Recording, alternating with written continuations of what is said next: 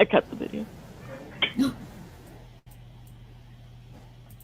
Hello, hello. Hi, guys. Hey. How is everybody? Yep, doing good. Hello, hello. So, Hi, guys. Mani's doing good. How you doing, Repressed? There's an echo. Echo. There's a cat meowing in the background. We got that going. There is, and it is Padme, the queen herself. And how's Sweet doing? How you feeling, hon? Sweet's been better, Sweet's been worse, but I apologize. I'm having some technical issues, so I'm going to be mostly off cam and muted unless I really have something to say. So I'll be here though. Thanks. Yeah, so we got a bit of an echo issue coming from Sweet, so she's going to be in and out as best as she can. Good evening, everybody, and welcome to that time of the month. I hope you have your wine ready. I hope you have your alcohol ready, because we're going to get in some garbage, because don't we always? So I think we should start off with anybody who's got some ridiculous stories of messages that they have personally gotten over the past week. Once, would you like to start us off? Who? You. That's you. Oh, I'm sorry.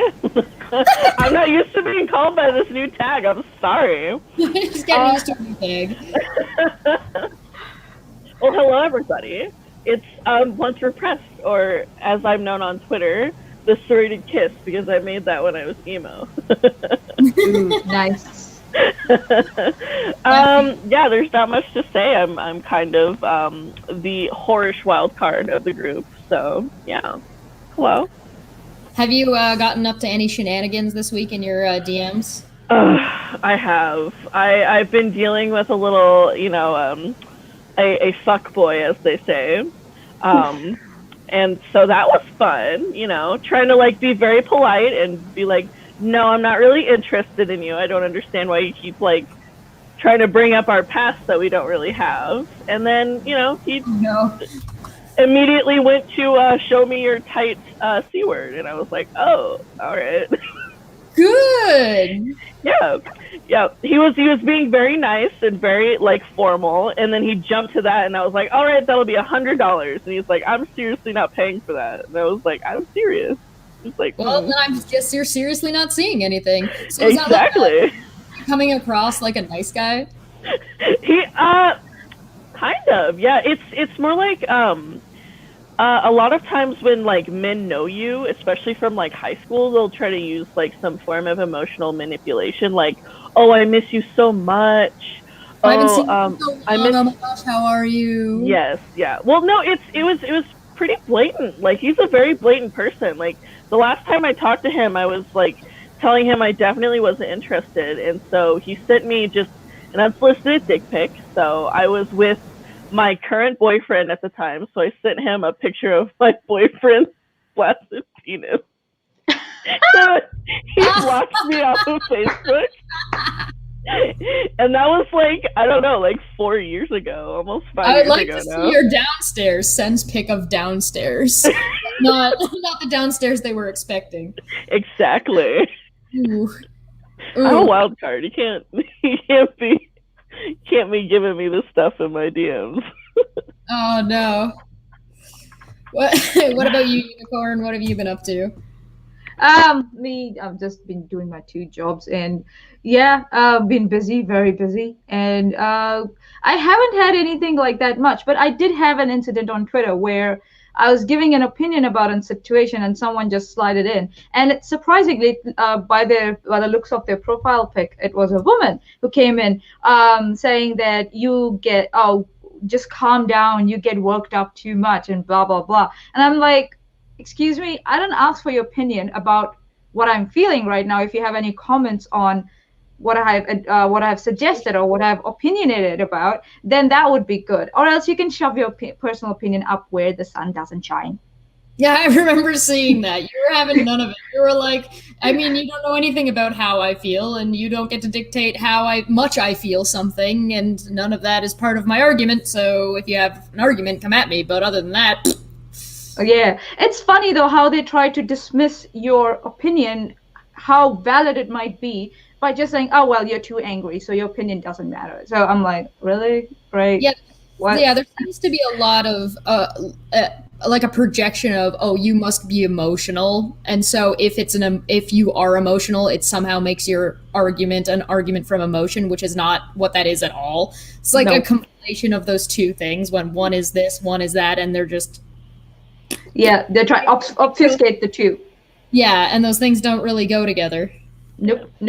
So yeah, I that love how they was try to like invalidate what women feel and what women think by picking on our emotions and being like, "Oh, well, you're being emotional." It's like, okay, that doesn't make my point invalid. Like, right. Even if I am being because I'm angry doesn't mean my point is any less important or any less valid in that case. Correct. yeah. I was running into a guy that just continuously sends me messages, and they're just the little "I love you" hearts over and over and over again. I was waking up this afternoon before I went live on Instagram, and he sent me like 10 in a row or something.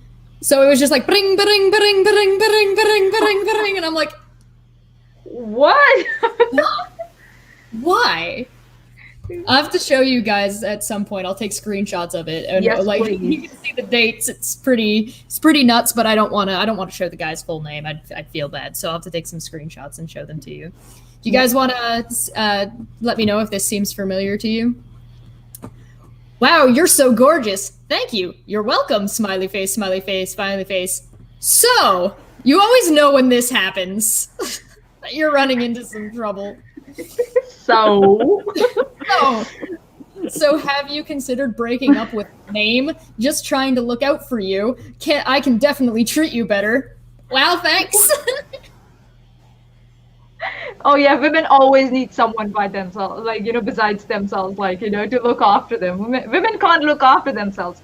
Hell, we need to be rescued. rescued, but Yeah, from the people always. we love. Yeah. This person, I'm not dating that person. Oh? Then you're single? No. No. Just no. Haha, okay, well, I know for a fact I can treat you better, so how about we go for lunch after class this Wednesday? Question mark, question mark, question mark. Or sorry, 2 question marks. I'm busy. I have assignments to do. They already said no. I'm busy. I have assignments to do. Yeah, well, me too. You must have 5 minutes to spare. I'm sure your boyfriend won't mind if it's at work, if it's about work. Well, now they're making a date about assignments and work and going behind somebody's back, even though they said they're not dating somebody. My God, this dude.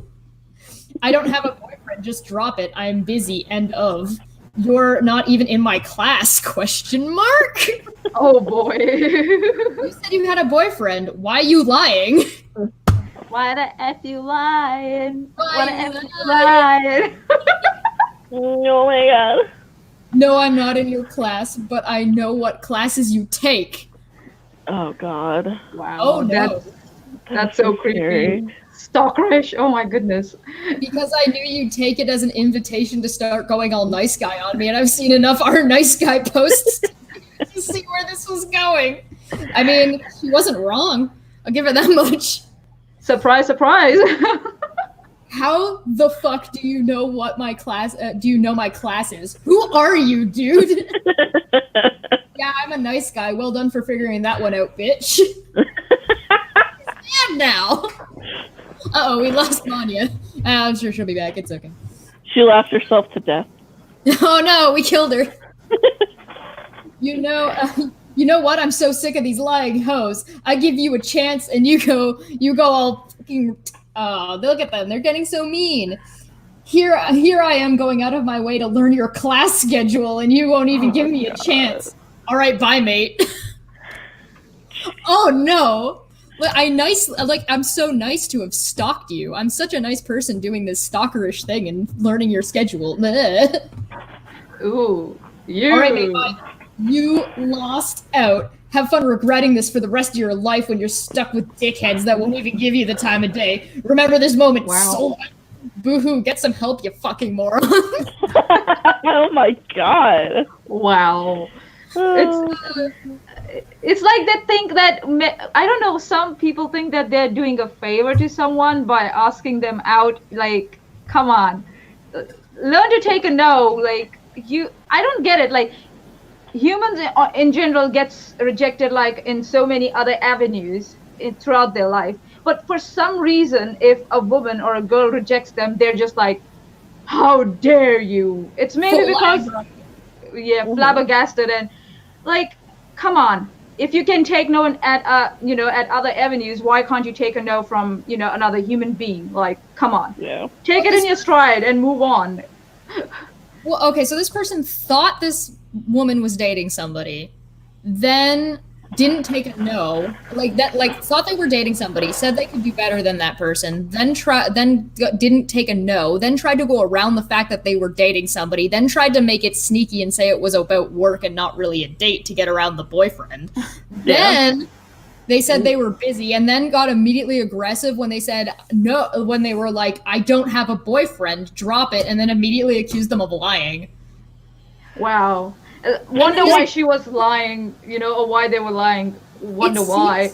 Be in this person's head that, oh, well, I learned all your classes. Isn't that romantic of me? Shouldn't you be appreciative? But it's like, I don't know who you are. Yeah. It happens. It's like, it happens in, like, I've seen this happening in Bollywood movies also, like, where it's projected as being romantic, that a guy is, like, stalking a woman and is, like, keeping a tab on her while she's, like, eating ice cream with her friends, or, in the class, he's just sneaking around and just looking at her, from behind a pillar. That's not romantic. No. Mm-mm. I mean, there's something to be said for you learning something about somebody before you would talk to them a little bit, but to go so far to like memorize their schedule and know the specific classes that they're taking. Or if you're like, okay, I go to this cafe every day and I run into this person at that cafe at this time, so I know they're going to be there at that time. That's not you actively going out of your way to stalk them. That's you realizing that, oh, they're here around this time. Mm-hmm. That's noticing behavior patterns. Yeah, that's not, I'm stalking you, and oh, now I know all of your favorite restaurants and your favorite color, and I know what all your classes are and when they're done and which bus you take and how you transfer. No. Although, there is something to be said about, like, her, just what she said. She says, I'm not dating this person, but I'm not single. Like, I feel like, to me, like, she's being very clear that she's like, I'm not interested in anything with anybody. So I'm not dating this person, but I'm not single. So I'm not dating this person. Then you're single. No. Yeah. I like that. I like the way that she set that up, and I feel like that is an incredibly polite way of her ending it before it goes far. But then these r/nice guys come in, and then they get mad when they're rejected, even though she tried to reject him in the first place. He just didn't take the hint. This kind of reminds me of a story from my college days. I won't take any names, but it was our final year of college, and in that year you are either thinking about your career. You don't visit college that much, but you go around there once in a while to submit your assignments and stuff, and talk to the professors and everything. And I meet this guy. He's actually quite senior to all of us. He faced some hardships in his life, so he had to drop out of school and stuff. So he was quite senior by the time he was finishing with us, like 5 years seniors. So one day he like tracks me down. I'm at this shop where we go to get thick chicks and all, and he's like, oh, I want to talk to you about someone. I'm like, okay. And it's about another girl in our class. He was like, listen, I'm intelligent and I'm all that. I'll get a job and everything. There's this girl who's ignoring me, and I want to propose to her. I'm like, listen, mate, she have you talked to her, and why are you coming to me? He's like, oh yeah, I've talked to her. She said no. I'm like, then that's it. He's like, oh, but who refuses to marry someone who's going to earn a lot in future? And I'm like, what? I'm gonna have money later, don't worry about it, baby. And I'm like, what are you talking about? And then he goes on this eventually. And then he goes on this rant. Oh, I could have gotten into any other higher college and anything. I just came to this college out, like where I was studying and my friend was studying, who is, after, because I liked her. So I didn't change colleges. I didn't select a higher college because I liked her and I wanted to pursue her. I'm like, for 3 years you couldn't pursue her, and now finally you're coming to me for information. And I did not even know that chick like that much. It would have been better just talking to her the first time, before you made that kind of a decision, or maybe like talking to this woman throughout rather than just being a creep. She said no, he couldn't take it, and he's. Oh, I'm no. like, wow. I'm like, it's just final year of the college, and everybody's thinking about career and stuff. Your jobs and everything, and what you're thinking about is pursuing a girl, which is fine. Everybody has different goals. But if you Yeah. said no, you need to drop it. Like, don't Mhm. go around behind her back. Try and get to her if you think someone's a friend. And then in the end, we finished our like thick shakes, whatever we were drinking, and he tries to pay for me, and I don't know why. It was some kind of a bribe or something. I'm like, listen, you don't have to pay for me. I'll pay for myself.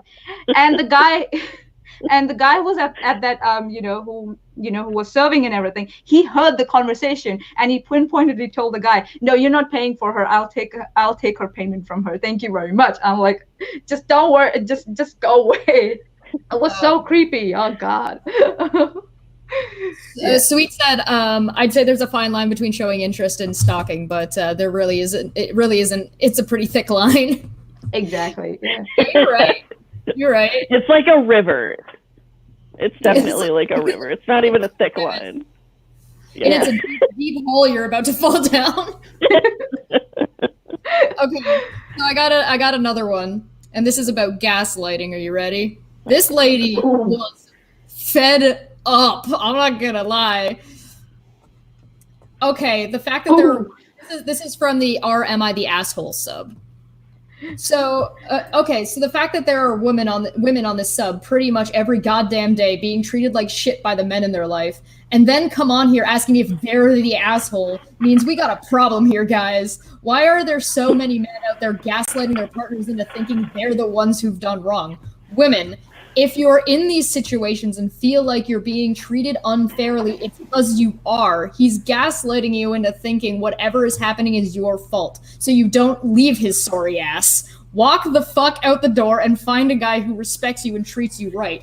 Guys, if you think your wife should work full time and cook all your meals, if you think you should be able to spend 45 minutes in the bathroom while your wife takes care of your children, if you think your fiance should only spend $100 on a wedding dress, if you blame your girlfriend for an abortion you pressured her into, if you think your new wife should donate her dead daughter's college fund to your grown-ass adult child, or any number of the other things posted daily on the sub, you are the asshole. Step the fuck up, or don't be surprised when these women leave your asses. Ooh, burn!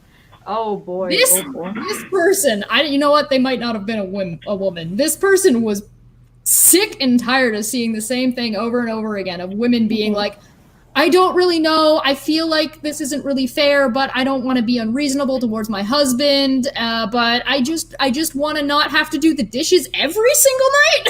Oh my Exactly. God. Oh my goodness. That kind of reminds me.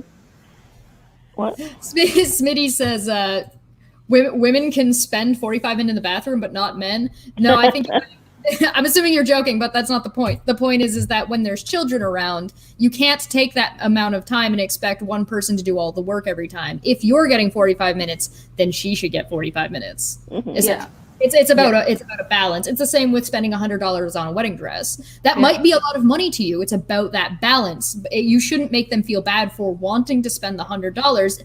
If you can't afford it, though, you should have a discussion about it, not just be like, no, you can't do that. Well, that's not exactly. $100 is enough for a wedding dress. Yeah, while you end up having having $100 shoes or something like that, but she can't spend $100 on a dress, then you're not the right one for her, I guess. Yeah. I mean, that kind of reminds me of this girl that I used to work with, and she, oh my God, it was really weird. She would come to work. She worked full time, 35 hours a week, and then she would go home, do all the dishes. She would do all the laundry. She would make the bed, and then she bragged about being able to take a punch from a man. Like, straight up just bragged about it to my face. Like, oh yeah, I can take a punch. It's fine.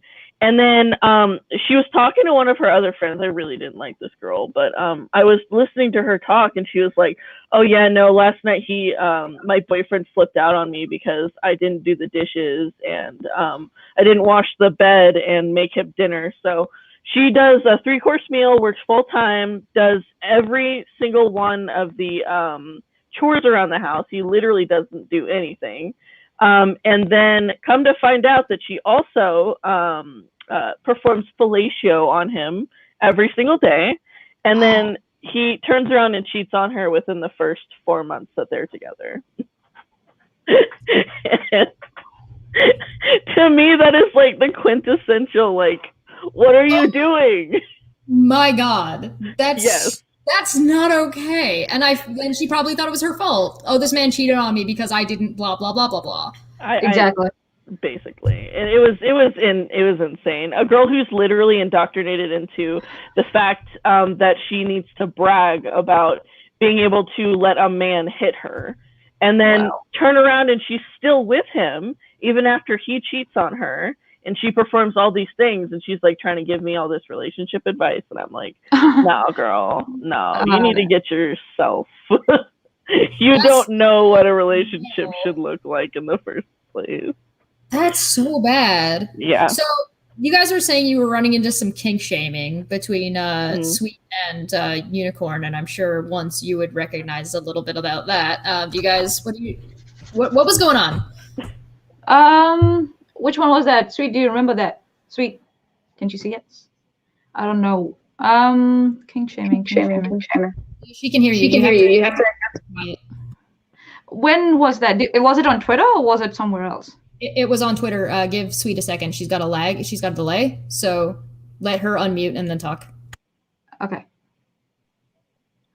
Hi. Yeah. Sorry. Is there still an echo, or are we okay like this? Oh, this is perfect. Okay. So yeah, no, it was on Twitter. It was actually the same woman that was giving Nikki a hard time.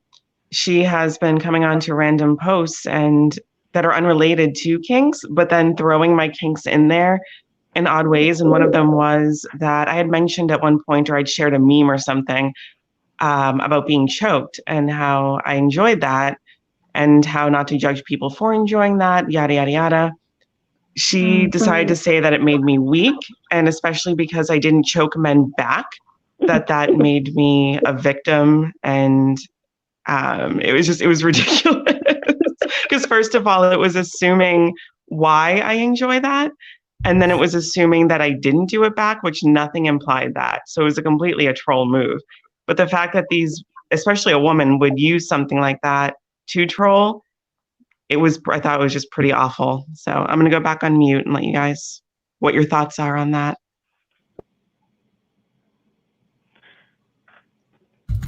Yeah, you guys are good. Once she's muted, you guys are good to go. It's just she's got an echo right now, so we have to switch back and forth. Yeah, I had I don't know who it was. It was I want to say it was the Heathen's cat. It got to the point where I had to block this person, but it was like the cat something, Heathen's cat or something. But I was basically posting new experiences I was having with kinks. I was starting to experiment more, and I actually did a couple of BDSM scenes, and I was talking about it, explaining to it, and I really like to lay the foundation of my BDSM play with saying that there is a difference between abuse and BDSM, and most of that is communication related. If you communicate with your partner beforehand, this is what we expect from this thing. This is what I like. These are my kinks. This is where I like to be hit. When your partner goes over that or violates the safe word and continues after you've said the safe word and then continues with what they were doing before that made you say it, that is abuse. And that is where that line crosses. But this person kept coming in and they were saying that BDSM always leads to abuse, and that in 90% of the cases that they quote unquote read about or experienced themselves, people were being abused within the BDSM community. And honestly, that actually is a massive misunderstanding with BDSM, especially with impact play. Yeah, so, do you want to give us a brief description of what impact play is? Impact play is with a hand or an object. You would spank a person. So that could be, for example, the most popular places on the buttocks. And then you can also do it on the breasts on the thighs, on the arms, on the stomach. And it's basically just a spanking or some form of striking. And I actually do a lot of it. And this might be getting a little bit into TMI, but I've done several sessions of impact play, and several impact play sessions. And I have not gotten a bruise yet, but I actually do have scars from one of those experiences, which is weird. Oh, that's interesting. Yeah, I have no idea what's going on. It could also be my past. I used to get very, very bad spankings from my father, to the point where I would have black and blue welts on my butt as a very, very small child. So that could be part of why I don't really bruise that much in that area. But it's weird. I literally have a scar on my butt from impact play, but I haven't bruised yet. So it's weird. So yeah, that's my story. No, that's awesome. It sounds like you're getting some stuff set up. Okay. And are you continuing to do the scenes? Are you doing are you teaching other people how to do it? I would like to teach other people, but honestly, with me and my dom right now, we are literally both as experienced as one another. So it's literally like we have discussions about what we think would be like, hot and what we have an interest in, and then we very slowly start to do it. For example, the first time that we did impact play, I was not bound. And then the second time we did it, I was. And then, you do different positions with the bindings, and then you put things in like your mouth, like, for example, like a gag. Oh my gosh, I very much enjoy gags. Oh, there you go. But yeah, I mean, we've tried so many different things, and we're actually trying to stretch out and do even more things. So essentially what you're telling me is none of that has anything to do with any discussion about any other topic you may be having on the internet. Yes, yeah, basically. Or you want to tell me how philosophy plays into that? I want to know how this applies to Kyle's court case. I think it's because the court's spanking him real hard. Yeah. Oh, well, I did mention. It was consensual. He asked for it. He did. Exactly. He had a discussion beforehand, and we carried it out. Yeah, no, all of this has been consensual. Exactly. And there will be more of it because he's still asking for it.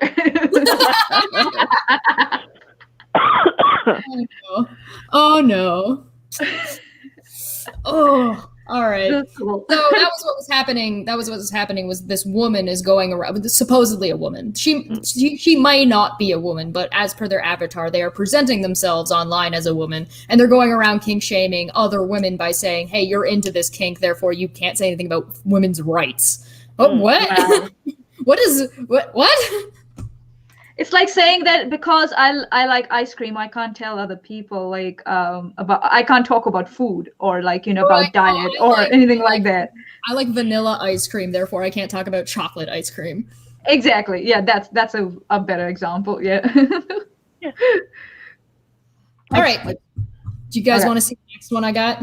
Yes. This one's pretty. And then I have one that's kind of about kink shaming too. I just have to find it. Do that one next time. You go first. Go ahead. Oh yes. No, I have to find it first, so you have to go first. Oh. Gosh. Sorry, ma'am. The new receptionist doesn't smile at me every time I walk by. The true story of a male office worker's woes. Sarcastic to that title, obviously.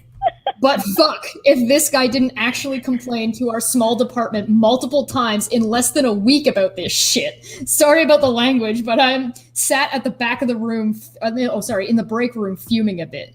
Our office's previous receptionist was incredibly bubbly. There's no doubt about that. She clearly came from a customer service background and was used to smiling at everyone she saw. I knew that face. Having been in customer service for more than a decade, if I wasn't smiling, customers would ask, "What's wrong?" Or just straight up tell me, "You look prettier when you smile." So it's just became easier to proactively avoid these comments and always be smiling.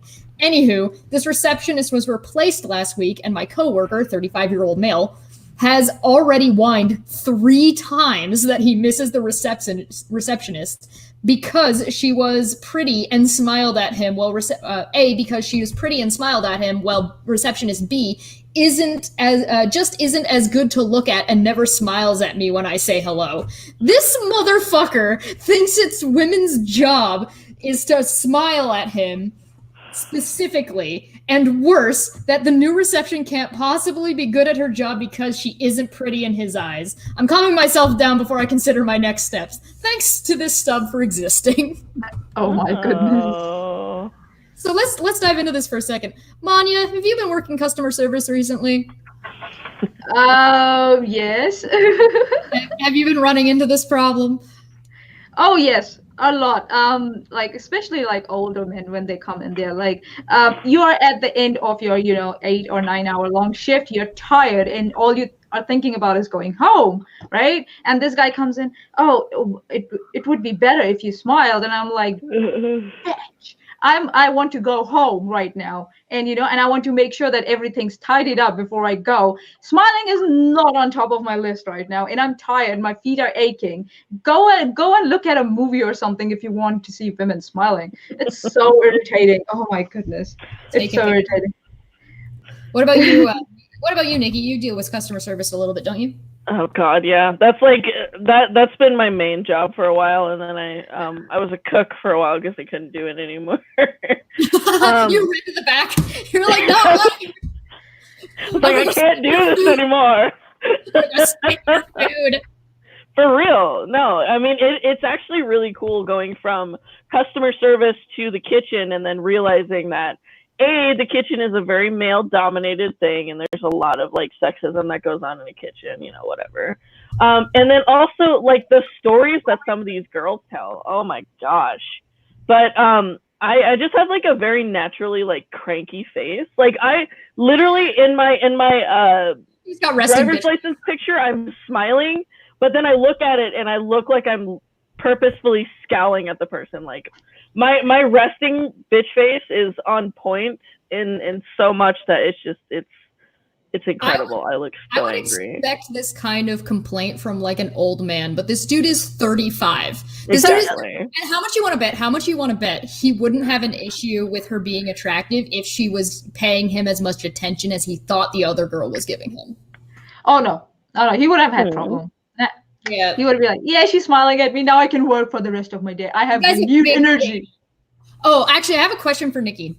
Yeah. Nikki, that other woman you were talking about obviously was in an abusive relationship, and that's an issue.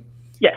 I have a question about like where the line of abuse actually is. Like what is considered abusive and what isn't considered abusive. So obviously getting physically violent with somebody, yeah, that would be abusive. But what about things that are a little bit more subtle? Would it be abusive if I wanted somebody to be away from me?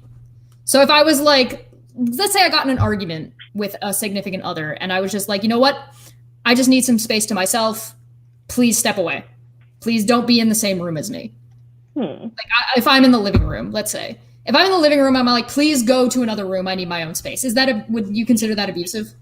Honestly, no. Although I am abusive in that I kind of don't let people make me leave. If somebody's mad at me, I'll smother them. But no, I honestly don't think that would be abusive. Unless they're like physically forcing them out of the room or something. Yeah, no, if they've just asked them to leave it and they're like, I don't want you here. What if it's a bedroom? What if it's like, you know what, I go sleep on the couch. I'm not dealing with you tonight. I don't want you in my personal space. You've already violated my personal space and I don't want to sleep next to you. I'm not comfortable with that. Would you consider that abusive behavior? This specifically is kind of a difficult question for me. It's a little bit layered. But my father would actually physically force my mom out of their bed, and she would have to sleep on the couch with like a slip disc. And he literally never once in his entire life would sleep on the couch, and he would either physically push her off or he would become like verbally abusive until she left. So the act of like trying to make somebody sleep on the couch is not abusive. But the way that you do that and the way that you communicate to it could be possibly. Yeah, and I obviously, if it's a little bit of a separate issue when it's shared home. You need to find maybe a better way of looking at it, especially if somebody has a physical limitation. What do you think, Mon? Yeah, it's how you do it, and what's the purpose? Why is the person sleeping on the couch? Is it like because they don't want to share the bed, or is it like what's going on in the background? And how you talk to someone and how you treat them in the background is very important. Yeah, are you always like questioning their decisions? Are you always taunting their decisions? What's going on? That's very important. So, all right, how about I give you one? I'll give you one really straightforward example. There's a funeral going on. You want to be left alone, and there's a lot of people there, and you're sharing a hotel that you paid for the room, and you've got a significant other who's there, and they're there with their friends, and you want to be left alone. You're mourning, and you go back to your hotel, and you're in your room, and you want to be left alone. Now your significant other may or may not come into the room, but you've asked to be left alone. And your significant other comes in, "Hey, hon, are you decent?" "No." "Are you sure you're not decent?" "No, I'm not decent." Opens door with handful of people behind them and busts into your room as you're trying to keep some time to yourself during your mourning period. "No, get out of my room. I don't want to sleep with you. You've now violated my room, violated my privacy, and violated my bodily autonomy. Don't sleep in my room." Closes door. Is this considered, would you consider that abusive? That would be abusive on the woman, like not on the guy. It's justice. Kicking that person out of there, that's again, it's a violation. They violated her. She's very justified in that. Kicking them out of the room for that. Well, I took the genders out of it. So is the person coming into the room, are they the one being abusive, or is the person saying, "I want you not to sleep with me in this room. Go sleep on the couch tonight. This is the room I've paid for. You've violated my privacy and my personal space"? Definitely the person that came in was abusive to the person in the room. Yeah. Pretty straightforward. So essentially what we've got as a situation is that if you're consistently replacing somebody, or displacing, I should say, if you're consistently displacing your significant other from some place that's supposed to be their place, and especially if they have some kind of physical limitation that you have not accounted for, like set up another room. Like, so let's say you do. Let's say that me and Manya are married. We have our own place. We've been together for like 7 or 8 years, and she's got a slip disc. And there are times where I'm just like, you know what? No, I just need my space. I need my space. I need my space. It wouldn't be reasonable for me to kick her out of that room every time. However, if we set up a guest bedroom, and so that's her bedroom and this is my bedroom, and sometimes we sleep together and sometimes we don't, then we've communicated and we've created a situation that is reasonable and safe for everybody. Yeah, that happens with my parents a lot. My parents have their own bedrooms, and they prefer their own bedrooms and their own TVs because they watch different channels, and they sleep separate. They don't. Sometimes they share one room, but 90% of the time now they just sleep separately. They just don't butt into each other's spaces anymore. They just don't want to. They respect each other's space. But standing up for yourself, not considered being abusive then.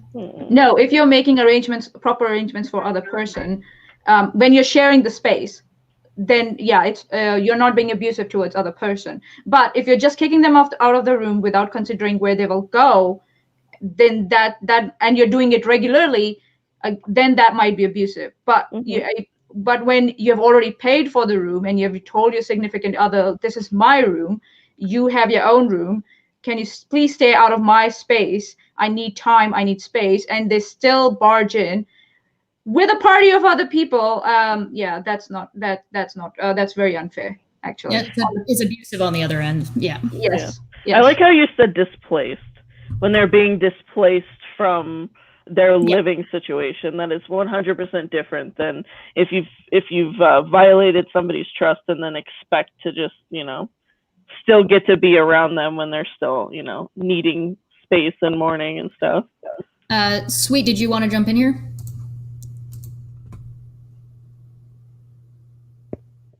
No. I have nothing more to add. I don't think. I agree. All right, got it.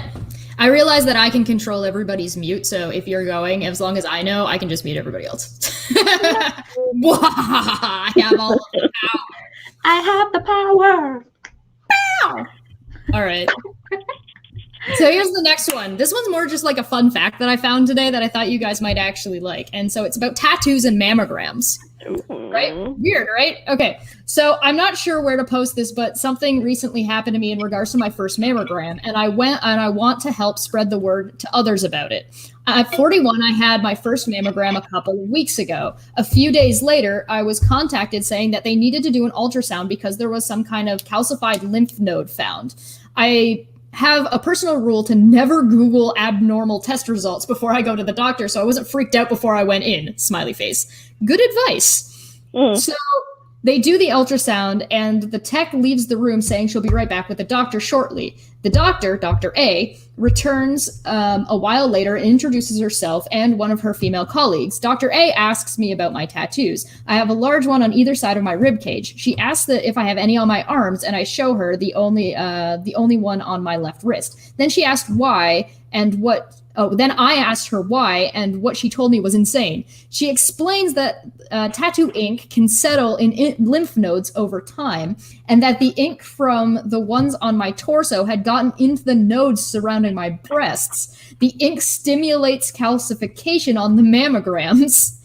Simulates, not stimulates. The ink simulates calcification on the mammograms. She showed me on the scans where the ink had settled and then described where the tattoo was in relation to that. The tattoos are in question are 20 plus years old, but since this was my first mammogram, that stuff could have been hanging around there for decades. It was really cool, and she said I made her day because she was able to tell a patient about something weird without it being cancer. She said it's harmless, but it's just something to be aware of. I'm hoping to spread this to other tattooed ladies so that they can be prepared with this info before their own mammograms. Oh, and if anyone's wondering, this was at Johns Hopkins. I live a few blocks, whatever they tell you where they are. I did end up Googling it after because I wanted to see how common it was and wanted to include some info on the medical community on this post. From the medical community on this post. Here's some helpful articles. Articles are linked below. So yeah, fun fact for you guys. Oh wow. Might not be cancer, might just be tattoo ink that's calcifying on your boobs. That's hideous. We're talking about mammograms. This funny thing happened with me. So when you become part of the New Zealand health system, you ought to have what do they call they need to like have a they need to test you for cervical cancer, so they do a pap smear. Yeah, pap smear. Yeah. So I get this call from my nurse, from my GP, and she's like, when did you last have your pap smear? I'm like, what's that? And she's like, oh, it's for cervical cancer. It's a mandatory thing. And I'm like, okay. Haven't had any in my life. She said, okay, you're due for one. Would you mind coming in? I'm like, okay, I'll come in and have a pap smear. And then I go around asking what it's about, and it's a little intrusive. But for someone who has never had any intrusion their whole life, it's like I freaked out, my mom freaked out, and you don't know what it is. Yeah, and I mentally prepared myself for it. I'm like, oh, okay, this needs to be done. Let's go. And then the first question, it's not the same nurse who called me. It's another nurse who was going to do my pap smear, and she's like, so how long have you been sexually active? And I was like, never. And she was like, are you sure? I'm like, yeah, I'm sure. And she's like, oh, then you don't need a pap smear because they said something about the likelihood of getting cervical cancer increases after you become sexually active or something like that. And she's like, so yeah, you don't need a pap smear. I'm like, so I wasted my time coming here just because the other nurse assumed that I was sexually active. And she was like, yeah, I'm sorry about that. I was like, okay, cool. I don't need a pap smear. Bye-bye. And I just ran out of the office. Yeah, it was funny. It was funny. Yeah. For anybody who's never had a pap smear, it's super easy. They just kind of open you up a little bit. They get a little swab and they go, blah, blah, blah, blah, and then they just take that. And it's just a swab. Yeah. It's really not a big deal. If anybody who doesn't know what it is, super not a big deal. Nah, not a big deal at all. But yeah, I still haven't had my pap smear, so. I had several panic attacks for no reason. Really? Oh, no. Oh, so I sorry. I think Sweet wanted to get in on what we had talked about, I think, the other night. Did you want to talk about that? I think it was kink shaming related. Sorry, go ahead. Oh, sorry. I jumped the gun. First of all, sorry, I got disconnected for a minute. Yeah, so when we were on Rum and Coke, and I don't know if this was genuine or if it was just trolls trying to poke fun at us, because we obviously had the stream we had before where we were, last time we were talking about banter and jokes, and, you know, people who are comfortable with each other should be able to speak the way they want to and not have any issues. So we were doing that on Rum and Coke on Saturday, and there were people in the chat saying they were going to report the stream and that we were being terrible women, that we weren't real women because we were having the banter we were having. Feel free to go and watch that on Steve's channel. But yeah, that was a really interesting thing. But nobody in the stream seemed to have an issue with what we were talking about. Nobody else in the chat seemed to have an issue with what we were talking about. And my issue there was, you know, if you really hate this so much, why are you here? It's Rum and Coke night. This, like Chesh said, this is a bar. You know, imagine you go out to a bar and then you complain about what people are talking about and doing in the bar, acting like it's supposed to be some sort of a coffee shop in the middle of the morning. So. Okay, I'm just talking. Sorry. All right, go say again, Mike. I started talking without realizing my mic was muted. I'm just saying, even if we were in a coffee shop, it's up to us what banter we have, right? No one else around us has any business eavesdropping into our conversation and commenting on it. Like, well, I mean, we're making it public, to be fair. Like, anybody can come in and watch, and that's fine. However, you do run into a problem where you've got people saying that, oh, well, women shouldn't talk about this, or it's incredibly misogynistic. It's not ladylike. It's anti-woman to say that, oh, a woman can't say this because they're a woman. Like, why? Says who? Who makes these rules? It's ridiculous. If I want to talk about hand jobs, then why not? If you have hands, you can give a hand job. Exactly. Are we now saying that anybody without hands cannot talk about hand jobs? Because that's ableist. Exactly.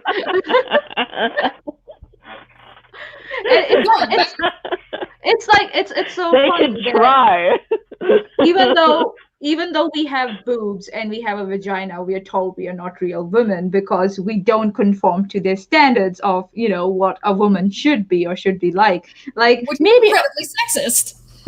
Yeah, maybe like open up your minds a little bit. You know, women can talk about whatever shit they want to talk about.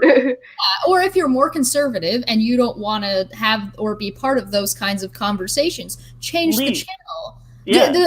What you're trying to do is that's far more part of. I recall we were talking about cancel culture recently.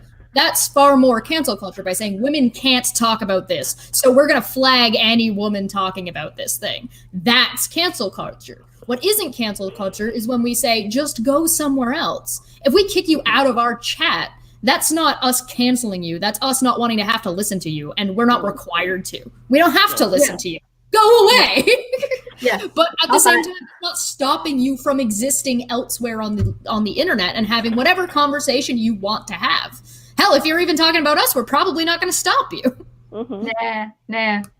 Yeah, it's so funny. Like people. Well, it's bizarre because you run into these trolls that are so like, oh, you're cancel culture or you're doing this. Meanwhile, they're actively trying to cancel you.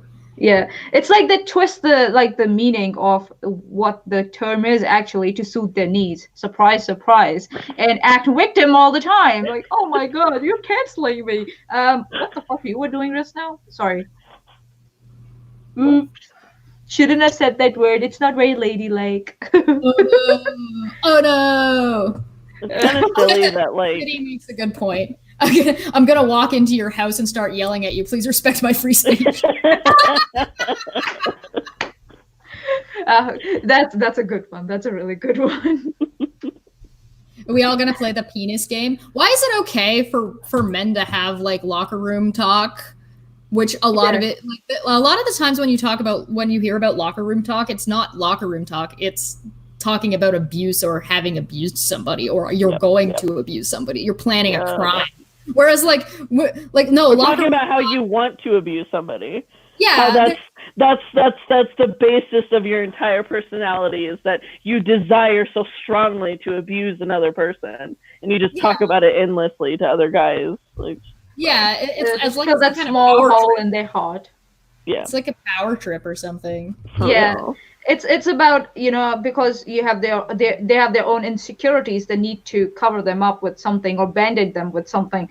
Abuse, physical abuse. They feel good about themselves. They feel in control when they're in control of someone else. So extreme power control situation. Well, the thing is that there's two different kinds of locker room talk. There's locker room talk that is perfectly fine, that nobody has any issue with. You want to talk dirty, talk dirty. Nobody's going to have a problem with that. The problem is when you start planning out crimes, and when you start bragging about crimes. That's not it's using an area, or it's creating a safe space is what it is. It's people that are trying to create a safe space for abusers to be allowed to brag up and talk about and normalize their abusive behavior. Well, you want to talk about fantasies and stuff. That's fine. But thinking thought crime, nobody's gonna have a problem with thought crime. But when you actually start planning, like, I want to grab her this, I want to kiss her, as soon as she walks in, or blah. When you start planning an action, that's when the problem is. That's the difference. That's the line. Especially when you start creating a safe space and encouraging the kind of behavior, because what you're going to get is if women are sitting around at a table or sitting around in a woman's locker room and they say, "Oh man, I think that guy's so hot, I'm going to use these tactics to try and get his attention." That's looking for attention. That's not sexual assault. No, those are two very different things. It builds a structure of writing off different forms of abuse as well. It's like, well, if this is okay to talk about, then this is okay to do, and then this is okay to talk. It starts with locker room talk, and then when it's acceptable to start talking about what you want to do to a woman without her consent, and then it goes to making excuses for men who actually do that type of stuff, because they said it and nobody had a problem with it, so I just did what they said. And sorry, go ahead. No, it's fine. I was basically done. If somebody's saying that, if somebody's bragging about a crime, there shouldn't be. People should not be the news, like the media, should not be creating a safe space for this person to say, brush off the fact that they're bragging about a crime that they committed, because that crime isn't really that big of a deal, I guess. Yeah. I mean, it was only towards a woman, and those aren't, humans. Those are babies. I only inappropriately touched my dishwasher. Yeah. My sandwich maker. My sandwich maker. Oh my goodness. Oh boy. So this person has an interesting story that I figured I'd show you guys, and I walked out on a date and I need help processing how I feel about it. Ladies, I feel so stupid, so many red flags. Did not have a good gut feeling about this guy, and I walked off in the middle of the second date. Didn't feel great about walking off, so I went back to conclude it properly, only to have him try and intimidate me. It's been a few days since it happened, and honestly, I feel so conflicted. I don't really know how I feel. It was way out of my comfort zone, and when I called friends to talk about it, they kind of just brushed it off as a bad experience to learn from, and that it wasn't a big deal. One guy friend said, "If you don't feel safe, tell him why and compromise on how to get past that." Question mark. What? Yeah. Compromise. It made me think that this was my fault, and even considered texting the guy to apologize. Angry face. It's a good angry face. Yeah. Today, I called another friend, and she made it quite clear that she was not impressed by this guy's words or actions, and that I was being way too nice, and that the whole situation was awful. It really helped validate my feelings on why I felt the way I did, but honestly, I feel so dumb and naive. He saw me as an easy target, and I didn't even realize. Was he even interested in anything I had to say? What if I hadn't walked off? I'm really disappointed in myself, angry at some of my friends for not validating my feelings, angry for putting myself in that situation. Help.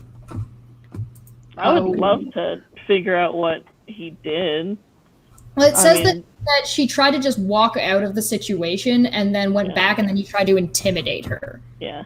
Well, no, I mean, there's always specific red flags that kind of do it. I wonder what he was doing and saying that did that. But yeah, everybody needs a super strong either lesbian or just a woman who takes no shit from anybody. And if you need advice, go straight to that woman and be like, hey, so... Guys, we need to start a column. We need to start letting people email us questions. Yes. Yeah, that would be great. It's just like sometimes there are these, like Nikki said, little red flags. Like maybe they're making comments about other women sitting around you, or they're talking shit about someone else behind their back, and you start to have these uncomfortable feelings, and you're like, maybe you don't want to sit with that person anymore. And it's okay if you stood up and walked out. And sometimes you need a breath of fresh air. You need to really calm down. And she might be having an anxiety attack from all we know, and she just walked out. It's fine. But if that guy, instead of trying to understand her situation when she came back, decided to try and intimidate her, then yeah, he's an asshole. Yeah. Can we quickly say hi to Jenny? Hi, Jenny. Hi, Jenny. Hey, Jenny. Hello. Hello. Sweet had to take off. Have a good night, Sweet. We're sorry you're not feeling too good. Oh, Sweet. It's that time. Hi, Sweet. It's what we expect to see. Yep. So, yeah, it seems like there's if you're getting read, keep in mind that you're not really obligated to anybody. There is a social obligation in most situations. If you feel unsafe, and legitimately, you don't owe anybody anything. Nope. If you feel you don't even. You don't even owe them an explanation. If you feel unsafe, you need to get out of that situation. There are red flags for a reason, especially when it comes down to language and energy.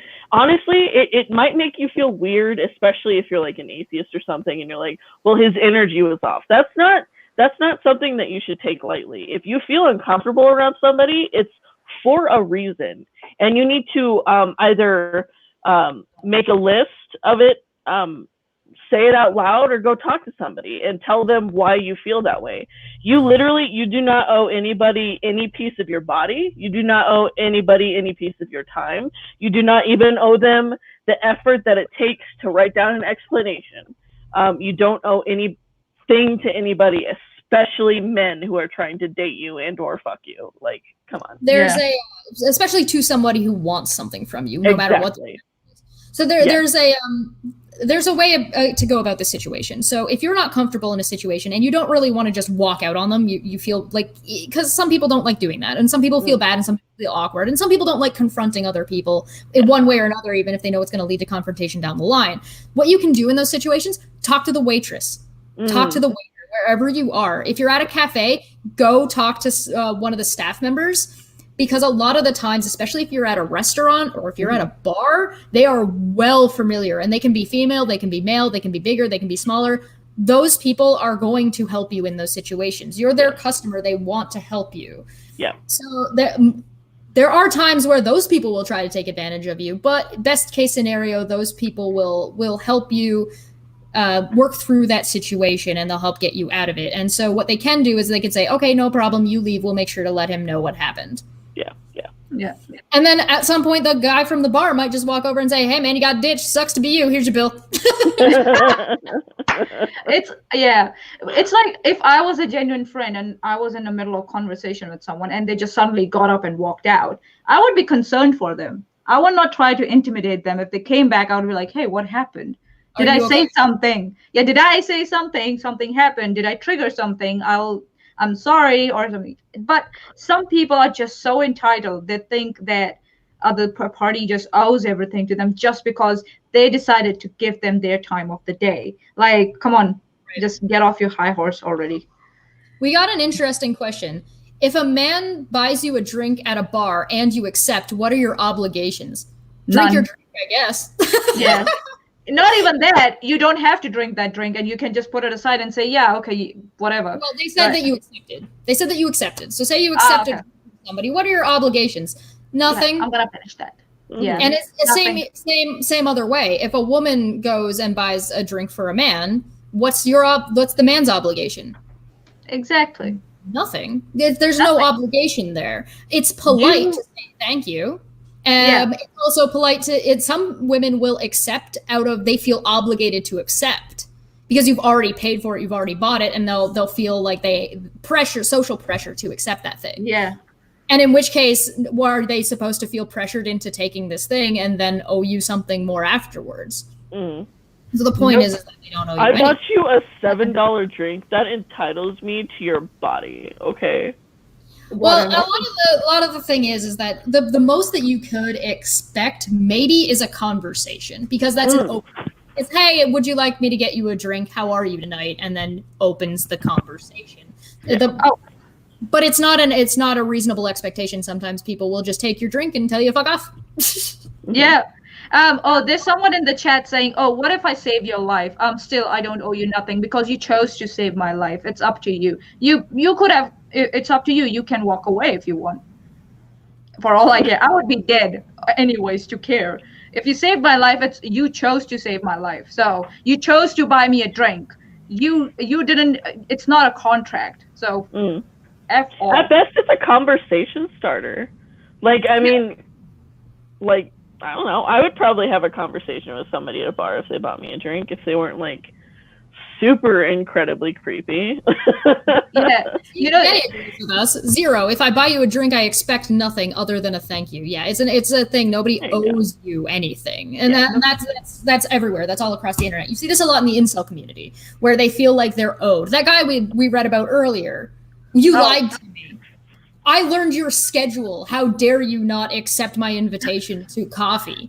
I stalked you and spent so much time. It's because there's a buildup in your head. You've built up that you've done all of these things for this person, and you put so much out, and you want something back. And that's a fair thing to think. But if there's no consent to that thing that you're doing, nobody owes you anything. Nothing. There has to be a pre-existing issue or a pre-existing communication or a pre-existing relationship to constitute that expectation. Mm-hmm. Yeah, it's so like, come on. Somebody said, like, if I get you a cask of mead, may I kiss your gloved hand? Depends if I'm in the mood. Again, it's my consent that matters. No, never. Yeah. It's I don't know how this entitlement gets transferred into someone's system, but it's found more in guys, I think, than in girls for some reason. I may be wrong, kill me for it. But yeah, it's funny, like, and it's like how it goes from this. You can see it's a manipulation tactic, because as soon as they don't get what they're vouching for, they just go mad. They just go mad. Yeah. So, talking about prostitution in the chat. Yeah, a little bit. I am so close to being monetized. Damn it, guys! Come on, give the girl a break. Well, I will say that I believe in that, and I think that you should support people who are in the trade. And I'm not saying just the people who sell their bodies for certain things, but also with your local camera people. I'll just say it. You should support your porn artists, your friends who are on that. And I think that, sex work is also porn. And I think that everything should be legal. I think we need to make sure that people are safe. Yeah. And I think that there's no reason it shouldn't be legal. Like, yeah, well, it being illegal causes more problems than it actually helps anybody. That's regulated. Yeah, like you regulate every other thing. You regulate drugs, and you regulate. And think of the tax income. Exactly. How much tax? Another source of. Yeah, I think if I'm not wrong, it's actually legal in New Zealand, if I'm not wrong. And the income is taxed, if I'm not wrong. Also in Germany and France, if I am not mistaken. I'm going to hide this person because they're just being unreasonable right now. Yeah, that's fine. Yeah. I'm sorry, but I've been around the world. What does that mean? I'm pretty sure every single one of the women on this board believe that should be legal. George? Who's? Yeah, in India, it's I don't know exactly the law behind it. It's not legal, but it's just because a lot of minors get pushed into it. So oh God. Yeah. Well, yeah, there are issues when you get into, but it being illegal makes that issue worse. Yeah. If you regulate it and you start and you have things that, like, now you requiring IDs, now you're creating places that are safe where people can get checks, where people it actually it ends up becoming something like where, like, let's take for instance, it applies to drugs too. Yeah. Oh, yes. Far more of a problem when they're illegal for the most part. Yeah. So, like, if you take something that is consensual and mundane, like sex, which is consensual and mundane, it's a normal thing, and you just for some reason make it illegal to do it in a specific way, who is that helping? Yeah. Nobody. It's not helping anybody. You're not, if there's no person being harmed, what crime would there be? Yeah. Honestly, consensual prostitution is a victimless crime, unless that prostitute has some form of disease. But then that would be where that would be mitigated by regulations and by having legalized strip clubs and like if you're gonna have like a whorehouse, quote unquote. If you're gonna have a brothel, let's say. And those brothels would have to follow specific regulations, the same way a restaurant has to follow specific regulations. Exactly. So, like, if I buy food from somebody and I eat that food and I get sick, there's regulations that aren't being followed. Exactly. Right? So now you can sue the business owner. Like, there's issues and ramifications that you can actually take to reconcile whatever had happened to you that should not have happened to you. But if I'm buying pizza in a back alley because pizza's illegal, what are the odds that my cheese has cocaine in it? That's not oregano. And I do Harley Quinn. Somebody's gonna break my kneecaps because I didn't have enough money to pay them back for the pizza I ordered. No! Not some extra pepperoni. I should have just gotten regular pepperoni.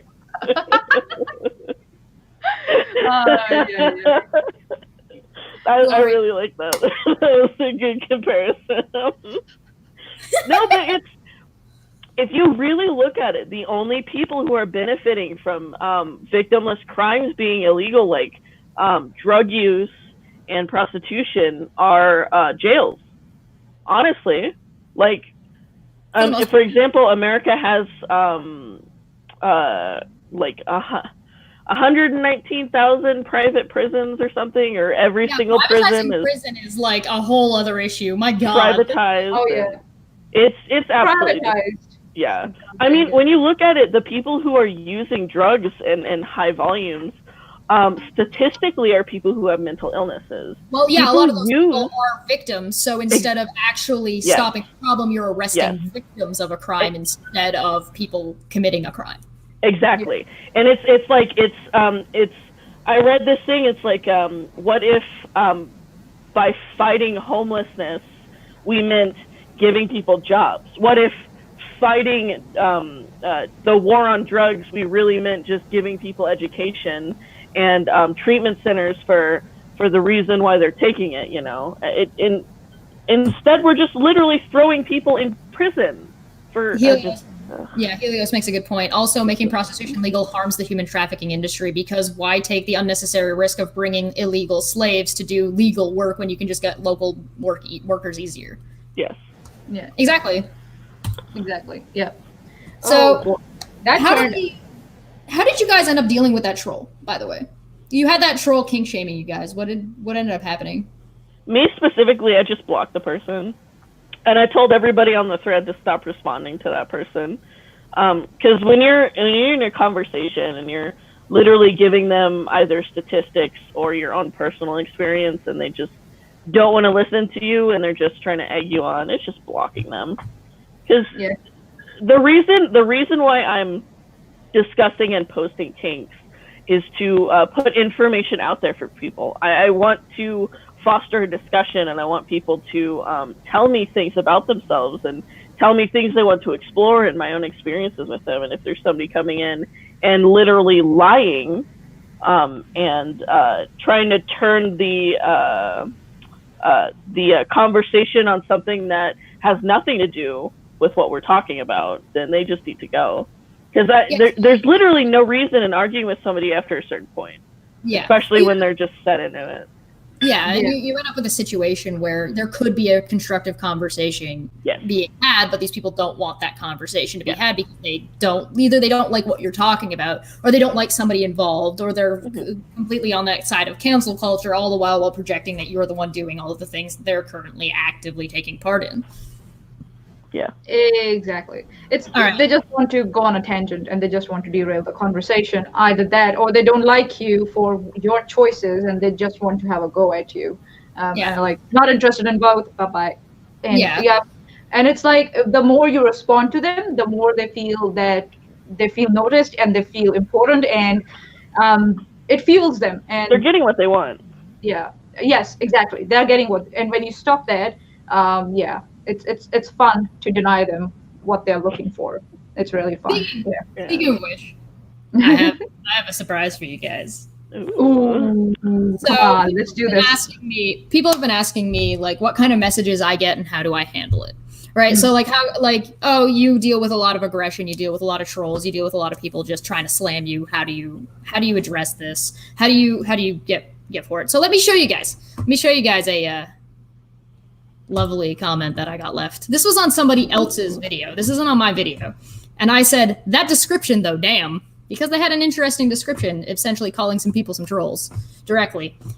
This is a response that I got on this comment. Folks, this is what happens when your only achievement in life is escaping a rusty coat hanger. 62 IQ, failed adult, and overall worthless mass of unattractive flesh that feeds from the lifeblood of productive members of society. Can't imagine how it is every day to awaken and realize that your entire existence was spawned from a regrettable night of incest and cheap gin. Congrats, though. I'm sure your coddlers make you feel better about your life. Wow. They're so empty. Oh my goodness. Wow. It was hilarious. I'm not gonna lie. This shit this is so funny to me. This would have been a really good comment.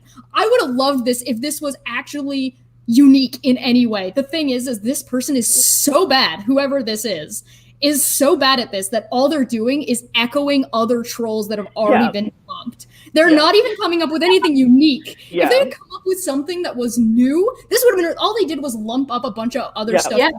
They took the best pieces of all the other troll stuff. So they're not even good enough to come up with their own shit. I'll take that, and there you go. My first response to this is what happens when your only achievement in life is escaping a rusty coat hanger. No rusty coat hanger can stop me. I'm too powerful, even as a goblin.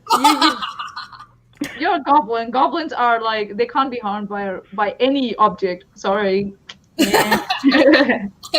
Rusty coat hanger? I guess a rusty coat hanger would do piercing damage, and so goblins are piercing damage. They build goblins are the piercing damage. They're born with armors. AT2 is asking, would you say my late night message was better? Yes. He sent me a message that he was sending to somebody else to just take a look at. I did a little bit of grammar work for it, but oh my god, theirs was better. The point is like, if you're gonna do this, do it well. Like, don't just like pull from the bottom of the trash can and lump it together. Like, this is lazy and bad. So 62 IQ. How does it feel losing to somebody? Because this is what trolls do, right? Trolls, they lose and then they lash out and say stuff like this, right? This had nothing to do with the video. This had nothing to do with what I said. right? So now they're lashing out and saying, you have a 62 IQ, you're so dumb. And it's like, you're really mad about me, I guess, for somebody who only has 62 IQ. Is that because you're losing? Is it because you have a peanut brain and you're losing to somebody with a 62 IQ? Feels bad, man. It's like, oh, so you're mad at someone with 60 IQ. So are you shaming people with lower IQ? Like, what are you trying to do? Like, are you saying that it's their fault for having lower IQ or something like that? It's not what my trying to do. Exactly. Like that coat hanger, I barely escaped with my life and it damaged my brain. Come on, man. Oh, God. Failed adult, an overall worthless mass of unattractive flesh that feeds from the lifeblood of productive members of society. It sounds like this person thinks they know a lot about my financial situation. I work for myself. I'm a freelance artist, and I don't take any social security, and I don't take any welfare. So this is just laughably wrong. It's so funny that they assume that everyone on YouTube is somehow, taking money from, like, they're taking money from their audiences somehow. Like, well, they think everyone. I get a bit of a kick out of this because a lot of the times you'll notice that trolls project. Trolls, whatever's their feelings, they try to put onto other people. So from what I can tell here is this person probably has issues with abortion. Like, they don't like abortion. They think it's not an okay thing. Well, why? That's a whole different issue. Then on top of it, they would be insecure. They're insecure about their own intelligence level, which is why they're bringing up a 62 IQ. Everybody knows IQs are bullshit. Like, IQ scores aren't useful anyway. And I also live in Canada, and it's different. So 60 IQ is meaningless to me. But it's clearly not meaningless to them. Clearly, this is something that bothers them. So either they have a low IQ, or they're actually insecure about what their IQ actually is. Or exactly. If you were to call them dumb, it would bother them. Yeah. Flesh that unattractive flesh. Well, this person is uncomfortable with the way they look. Yeah, I don't care if people think I'm ugly. That's fine. That's personal opinion, actually. Hey, I didn't write this, I promise. Hey guys, 1 in the chat if you think I'm ugly, 2 in the chat if you think I'm okay, and 3 in the chat if you think I'm hot. Let's find out. I promise. Three. Anybody who puts in 1 is getting banned off the channel.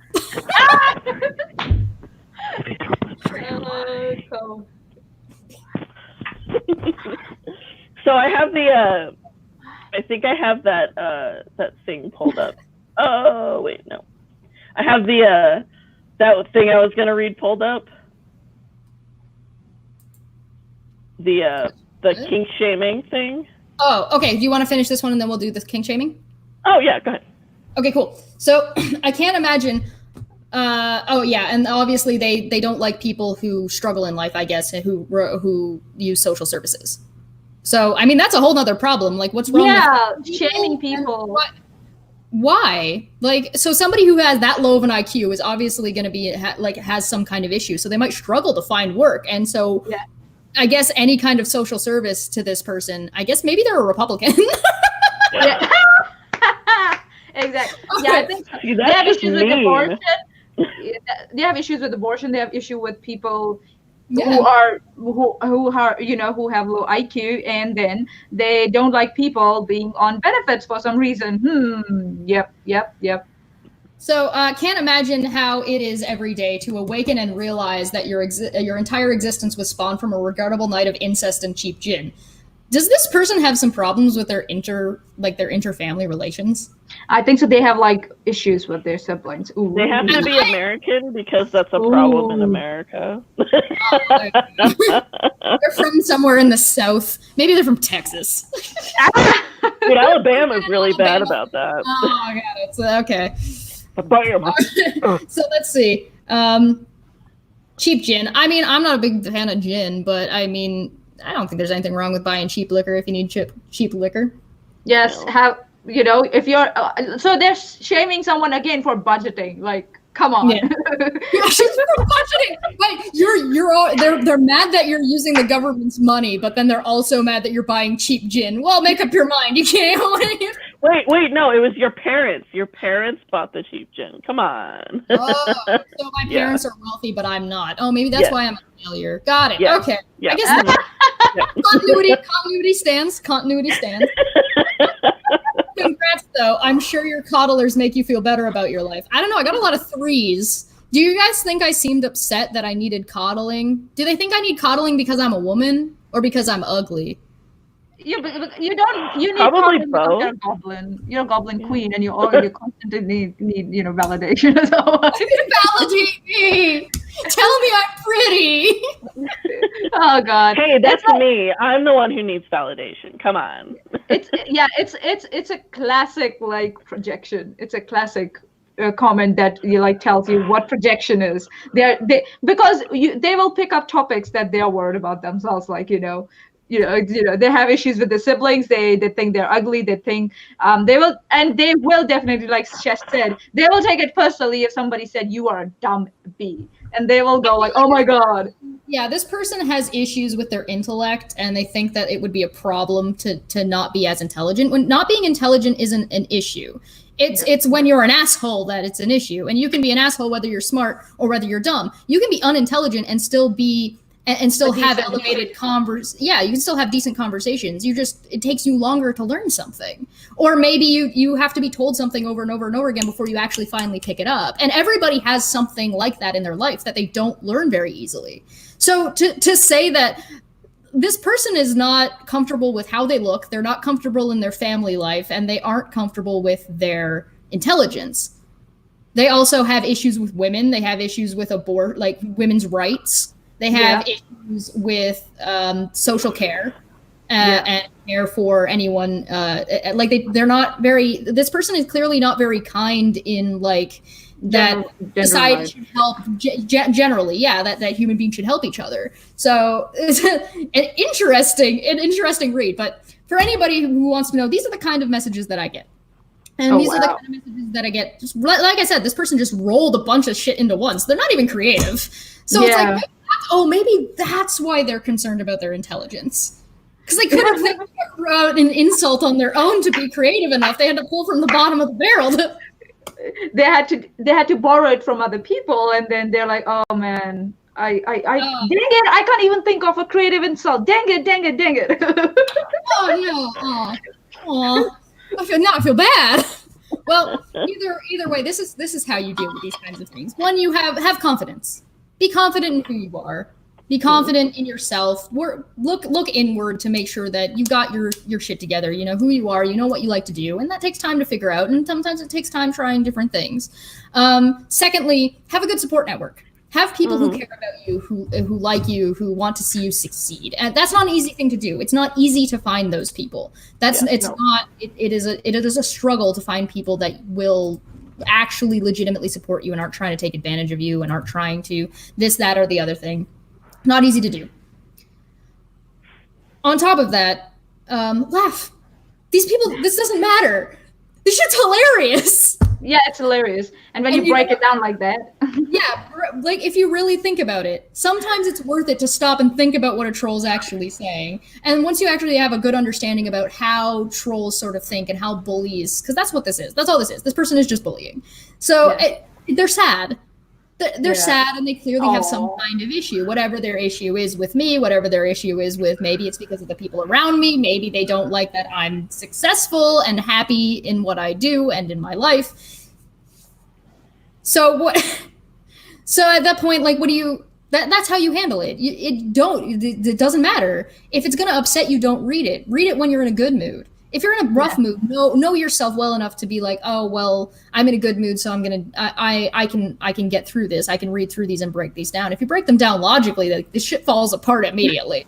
They take it literally sometimes. Oh, this person's mad at me. Oh, but what did they say though? Yeah, it's funny. I had this I don't want to just push away what you just said, but it happened with us. We just had a soccer match, and the team won against us. Okay, it was a close call. It was 3-2. They won, and then they had to rub it in after the match. And I'm like, seriously, are you so insecure about yourself and your win, and you're so empty inside that you have to rub it in after the match? Like, come on. You won. Fine. Move on. Let's go for the next match. And it's like, yeah, it's something like that. How, like Seth said, they would be so hollow and so sad in their own life that they have to lash out at others in that way. Like, yeah. And can you hear me, guys? Maybe this is this. Yeah, we can hear you. Maybe this is how they get their entertainment. Maybe this is what they find funny. This is what gives them joy in life, which is sad in some ways. But if it's a hobby where they're just like, let's just shit on somebody today. Sure, that's okay. I can kind of understand that. I can understand that mentality, but realize that is what they're doing. They're not going to take it as seriously as you are. And if they are taking it that seriously, then dude, get some help. Kiki has an interesting question. What's your advice on finding a good female support network when a lot of women seem very petty of this ties into your topic? Well, it's not easy. You need to find other women who are already confident. Because the thing is that if you're having an issue, it might make them feel worse a lot of the time. So it's a matter of you have to find the right people, and not every female is going to bounce around. The subreddit that I was reading from, a lot of those issues came from, is there's a subreddit called 2X chromosomes. Usually you can find, if you start commenting on there and looking for support groups, you can find them online, but don't dive headfirst in. Take your time, get to know people, and then be picky. And it's okay to be picky. Just don't be angry at somebody if they're not interested in you, and don't be mad if somebody else doesn't actually work out for you. Just keep it chill, keep it relaxed, take your time, and you'll slowly garner people who are going to be supportive of you, who are going to help deal with these kind of stuff. What do you guys think? Is that kind of a good way to find people? Yeah, it is. And yes, you have to take it slowly.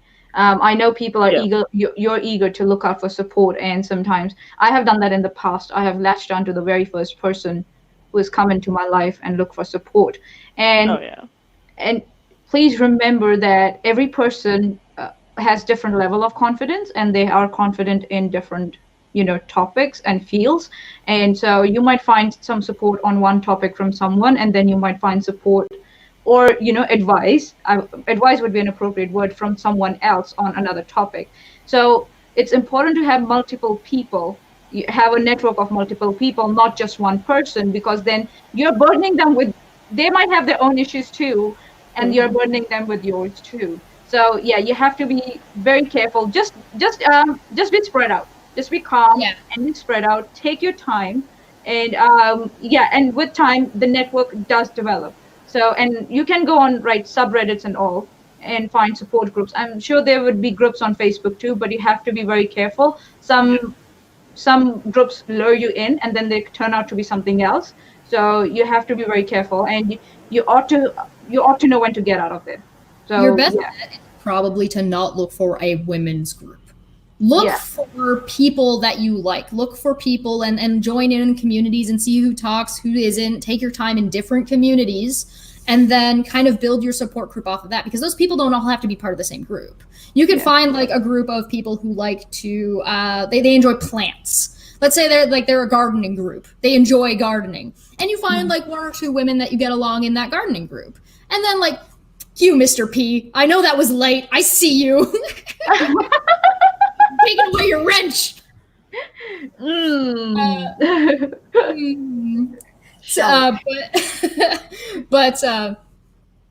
Instead of looking for a women's group for support, go out and find groups that you have common interests with, and then see who you like, who you don't like, who you feel like you can confide in about some issues, and then you can kind of start networking and bringing those people that you do trust together. Now, those people aren't always going to like each other, and that's okay. They don't have to.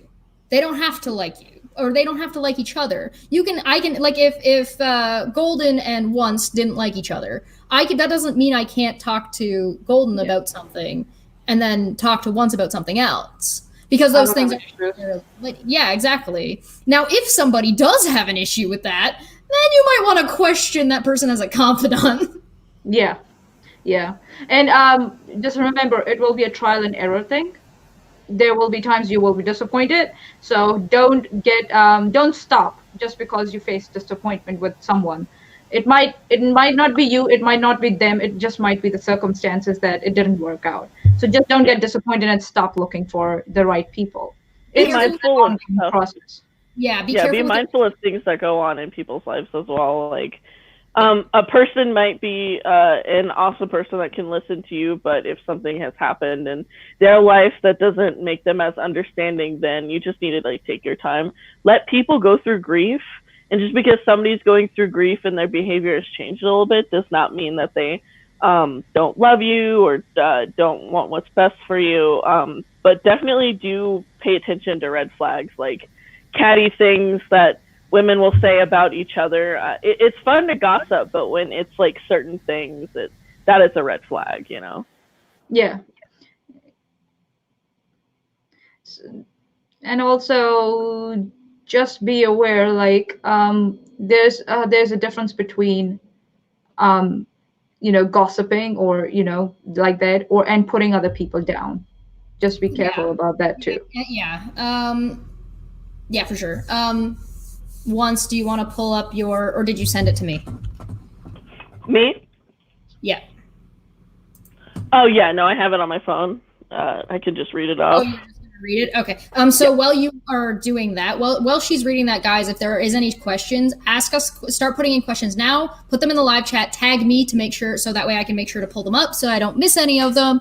And then once that's done, we'll let her go. Then we'll do questions. Then we'll wrap up. Yep. Sounds you got like this. Yeah. All right. So this is on a group where basically it's a bunch of kinky people that kink shame people who just have really weird fetishes. It's mostly just in fun, and but it starts off with a man, of course, and he says that slapping/choking women during sex and other forms of violence are exaggerations of currently existing patriarchal power dynamics and an inevitable outcome of the pornography industry, turning women into objects of abuse for men. Hiding behind consent has been the knee-jerk reaction from many of my orbiters.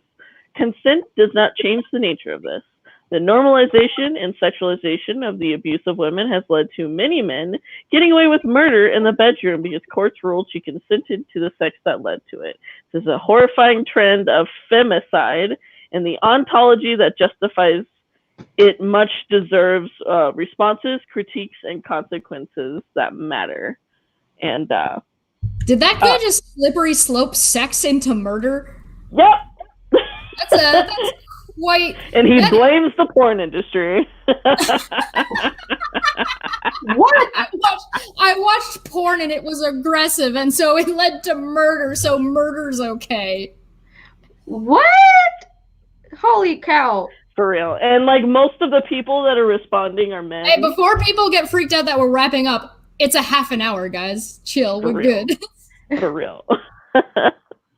And most of the men that are most of the people that are responding are men, and they have like these super long like explanations and bullshit, and I'm just like, all I did was I typed LOL no, and then I feel like with people who kink shame like that and try to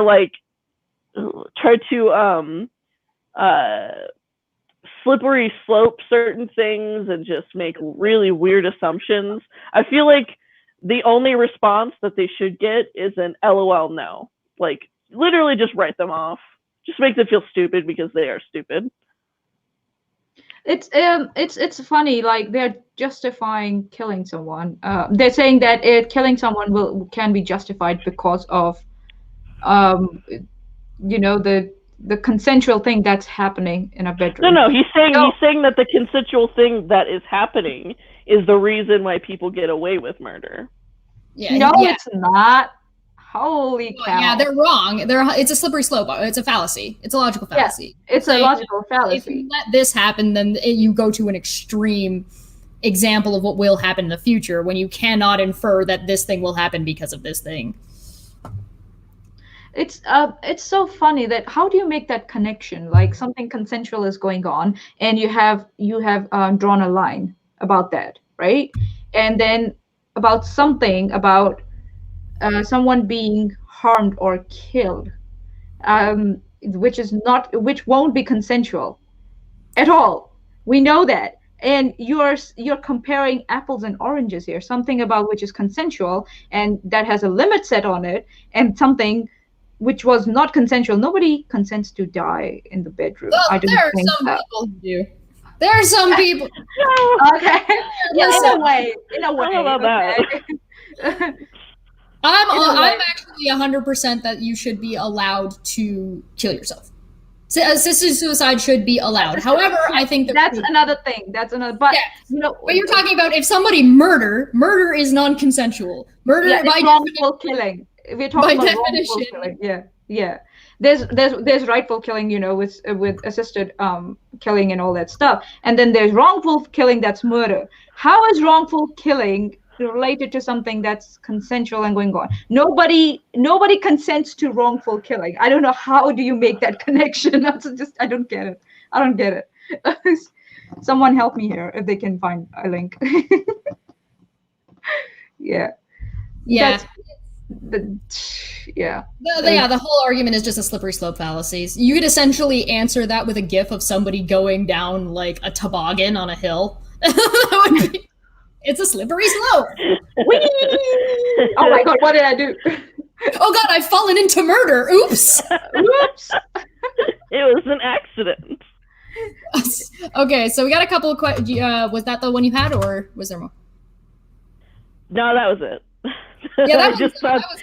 Yeah, I read that this morning and I was like, I know the perfect response to this. LOL, no. Can you imagine waking up and knowing that you're gonna open Twitter and see this shit every day? I can't imagine.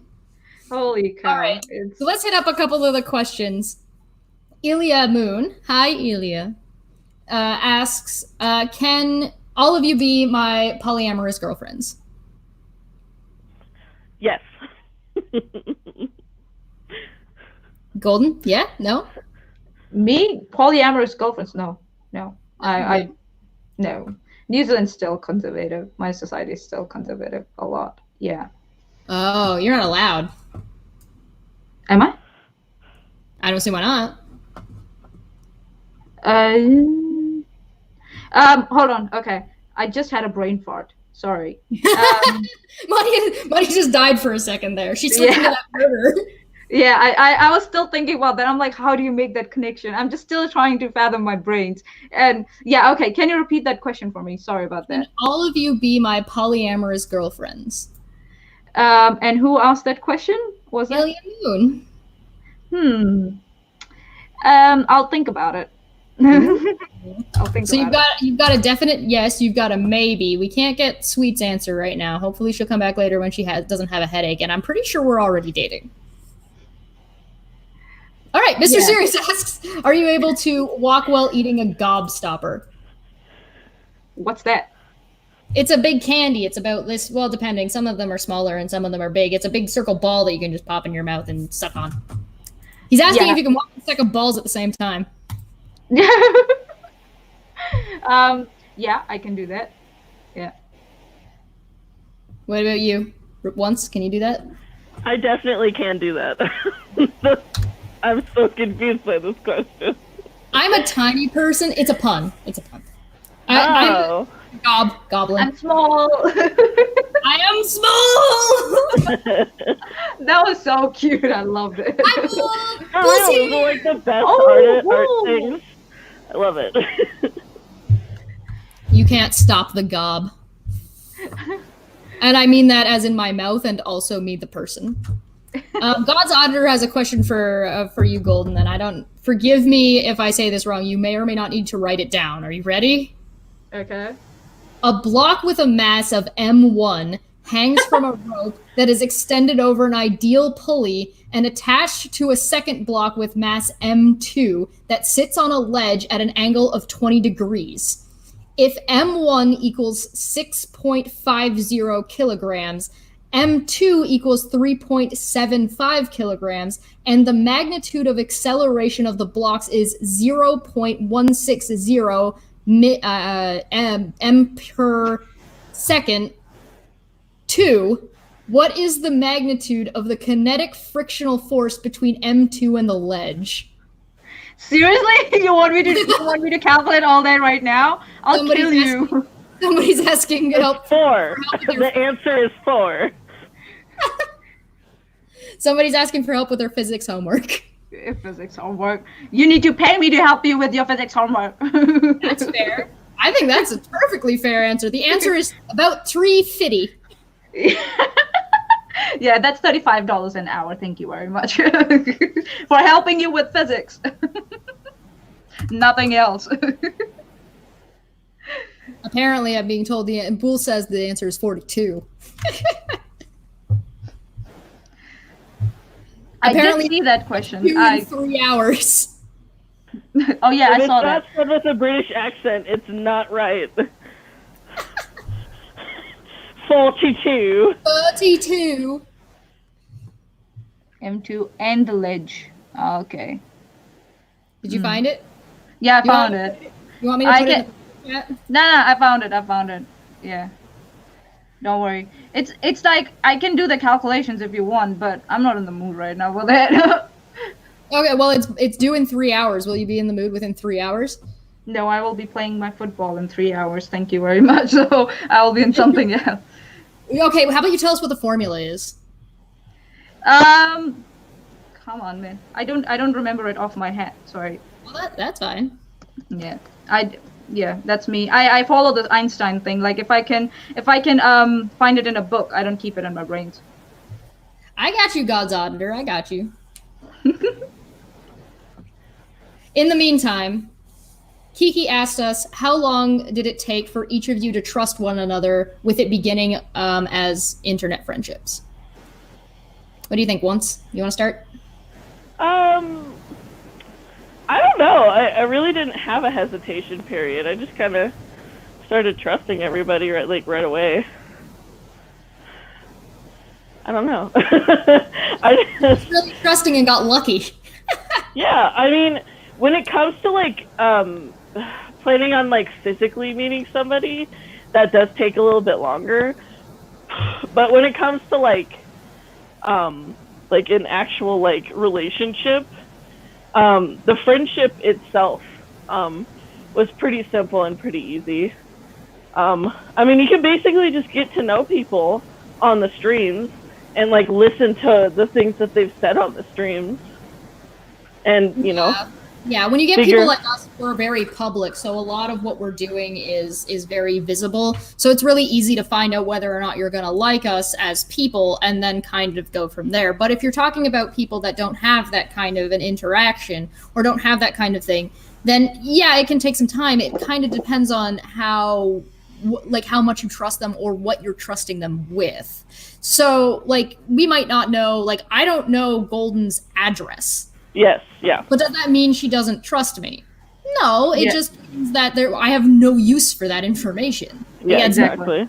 Right? So, in some ways, it's a lot easier to trust people on the internet depending on what kind of situation you're in. Because you don't have to give them any personal information that they can actually use against you later. Yeah. And it's also being a public figure. If they violate your trust, there's more for them to lose as well. I know that's kind of it's a pessimistic way to kind of view it, but honestly, for me, that's a lot of what comes with trusting people like Cheshire and people like Steve and everybody else. It's why would they? It also helps if you've already got a supportive friend that's introducing you to people. Yeah, that too. Golden met us through Steve, right? I met Sweet through Steve. Mm-hmm. Right? So, when you have somebody who's already facilitating the meeting of other people, that can help a lot as well, because that person is essentially doing what I advised that you could do, is go to different groups, make friends with different people, and then kind of start bringing them into your inner circle. And then once you have an inner circle, sometimes those people will go into other, like, will break off into their own little groups, right? So sometimes there's somebody who's already doing that. So sometimes you can kind of find people who are also already facilitating those kinds of situations. Yeah.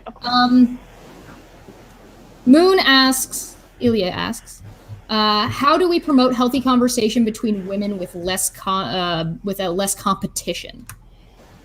So how do women compete with each other a little bit less? So if like you're talking about your, if Once is talking about her sexual encounter and Golden is talking about her lack of sexual encounter, how do I not get offended? Oh. It's Be confident in who you are and realize other women, don't be mad that other people are happy. Yeah, and it's about like, what are you competing about? Is it really about that competition? Like, what is the end to the competition anyway? What are you winning? And like Harley Quinn says, like sometimes achieving something, it's not necessary it's going to satisfy you. So like it really depends on what you're competing about. Is it attention? Is it really worth it? Right? Is it a boy? Is it a boy?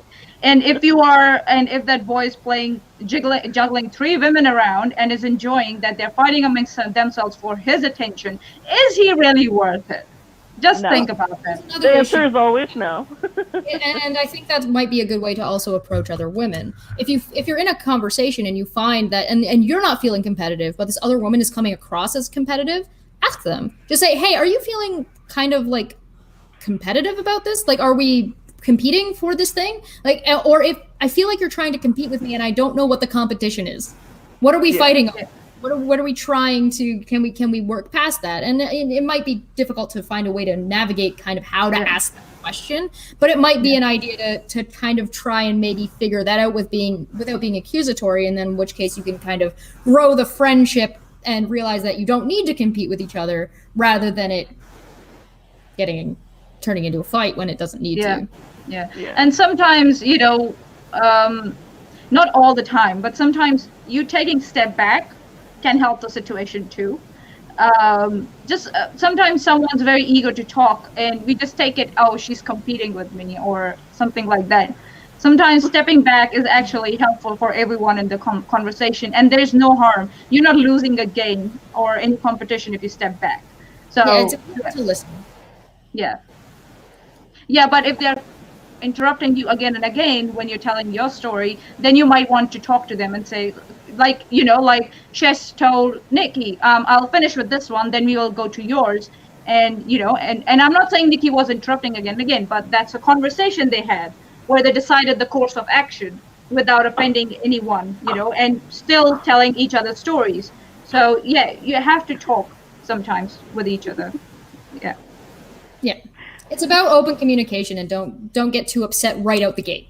Or if you do get upset right out the gate, understand that you do that and just okay. Yeah. Take a deep breath. Yeah.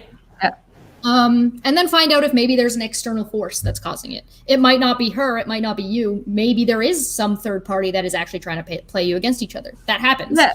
So, and then that person is the one that's competing for attention because they're playing you against each other for that attention. So yeah, and it can be sometimes that you have anxiety and something triggered that anxiety, and now you're feeling on guard, like you're on guard now, and the back of your hair is up because you got triggered by something. It's not your fault. It happens with a lot of people. But yeah, in that case, just step back, take a deep breath, and let the other person finish. Yeah. And the other half of that was, how do we promote it? Support each other. Don't get offended if somebody else is also having a conversation. Like, more than one person can have a conversation. It's not the end of the world. Like, if we have our conversation here and then another stream pops up with more women talking about more stuff, well, good. Do it. Yeah. Promote each other. Exactly. Yeah. Share links and stuff. Get each other talking. Have competition between the two channels. That might be fun. Actually use the competition to your advantage. Bring like girl on girl debate teams. Yeah. Be fun. Dang, that will be good. Yeah. Have that team take over this channel and their channel take over, and then we take over that channel and we just swap up just have a good time with it. If there's gonna be a competition, have fun. Don't get upset. Yeah. Okay. How many lives have you taken in the bedroom? Once? Wait, what? How I'm many assuming this lives? question is for you. How many lives have you taken in the bedroom? 0.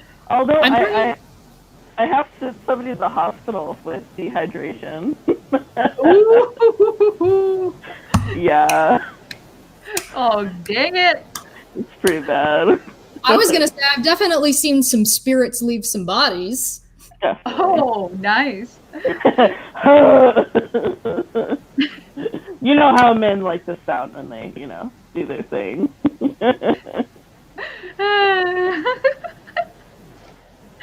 um, yeah. Any other questions? So Chemo asked, did you see the Nova Scotia Supreme Court ruled that any guy named Grabber couldn't have a vanity license plate saying Grabber because it might be too suggestive? What? Like the guy's name is Grabher, grab her. So it's Grabber. Oh my god. You can't have a vanity plate that has your last name on it because it's too suggestive. Oh, dear. Oh my god, I did not see this. If this is real, I swear to get over yourselves, people. That's not in. Come on. That's You're being excessive and gratuitous. yeah. Oh wow. Oh no. Listen, if I want to have a vanity plate that says penis on it, I should be allowed to have a vanity plate that says penis on it. I want Yes. a vanity plate that says penis on it now. Come on. You're just putting I'm ideas just in gonna my head. I'm gonna sell like dick butt decals to people. Yeah. What is it? 3 equals D? 3 equals D?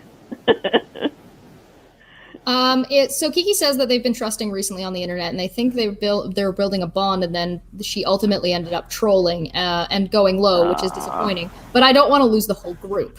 Your answer then is to get the receipts of her doing that and take it to the group and say, like, Yeah. listen, I don't want to be friends with you guys. However, this issue has happened with this person. I don't want to lose you guys as friends, but accept that they may choose not to be friends with you anymore. But if you start trying to do that behind backs, it's going to cause way more issues. Yeah. Your Don't best go bet behind backs. Yeah. to talk to the other people either as a whole or as individuals and see how to move forward from there. And if it's a repetitive behavior that they're displaying again and again, then you can't trust them. Simple as that. Yeah, and it's also possible that they've also done this to other people, and other people are having the exact same feelings. Whereas so the answer ends up being like 4 people out of this group of 10 are having issues with this one person. So what ends up happening is this person is actually, because none of these people are saying anything, this person is still allowed in the group. Whereas if they all speak up, this person out of the group. Yeah. Your best bet is to talk openly, let them know that happened, and if it goes poorly, I'm sorry. Unfortunately, that happens, and it's hard to. Once you learn a little bit more about how to navigate the internet, you can kind of tell who's a troll and who isn't by looking at their internet history. So if you see them on streams or if you see their Twitter history and you look at those things, you'll start to pick up what is trolly and what isn't trolly, and then you can try to start sussing out who you can and can't trust. It's practice. A lot of it is practice. Yeah. Try not to trust people too early with too much stuff, so that way you don't get burned. Helios asked, okay, let's do a controversial question. If a girl promises a sexual favor to their boyfriend, is the boyfriend allowed to be offended if they rescind on their deal after he has fulfilled his part already? Don't trade sexual favors like that is the answer. Yeah. For fun, yeah, but don't take a sexual favor like that seriously. As an obligation. Yeah, No. If she's not an object, she's a fucking human. Sorry. Yeah. Just don't trade sexual favors. Simple as that. I mean, Well, do it. no. I mean, you could can do that totally just do for like fun, but not as an obligation. For fun, yes. Yeah, not an Yeah. obligation. So Yeah. if she rescinds the offer and you've already completed the task, well, I mean, take the loss, I guess. Yeah, It sucks, exactly. but then you know she's not going to stand up with her obligation or with what she promised anyway, so don't make those promises in the future because she's clearly not going to follow through. Now, Exactly. and actually make sure obligated sex is not fun. I can tell No, you it that isn't. right now. Obligated sex is not fun. No. Speaking from experience. So I mean, I'd like a contract with somebody where, like, there's a certain day and a certain time and a certain number of things.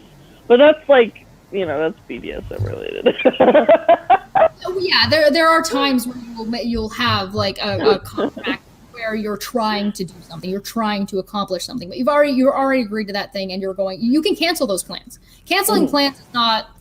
You're not obligated to anything. It's canceling plans. You can't do that. And realistically, the sex you're going to have isn't going to be that great if this is the situation that you're having the sex in. So I would recommend in this situation, the guy can be upset. Yeah. But you can't force sex onto her. Yeah. Those are different things. He can be mad about it and be like, What? I got played. Damn it. Damn it. And just don't trust them anymore. Don't trade any favors with them anymore. Yeah. That's it. Yeah. Or don't expect that to be necessarily followed through with if that is the case. And keep in mind that it is also possible that they might not be rejecting it entirely. They might just be like, listen, I'm fine to fulfill my obligation, but not right now. Yeah. And so have the conversation. Have the conversation. Talk. Yeah, open and honest conversation is usually the best way to go. Yeah. But yeah, I think promising sexual favors for other things, I think is fine, and I think that's part of a healthy relationship to joke around and be like, hey, if you share your French fries with me, I'll give you a blowjob later. But don't take that too seriously. Yeah, exactly. You're like, I'm gonna get extra fries, dude. But just go and comfort yourself with some food. Yeah, just eat your French. Well, I guess if they already shared their French fries. Yeah, you grab their French fries and you say, okay, you didn't give me that favor, so okay, I'm gonna grab your French fries. Tell you what, the only place where you can be offended, as in you can go talk to somebody's manager offended, is when prostitution is legalized and you already paid for it.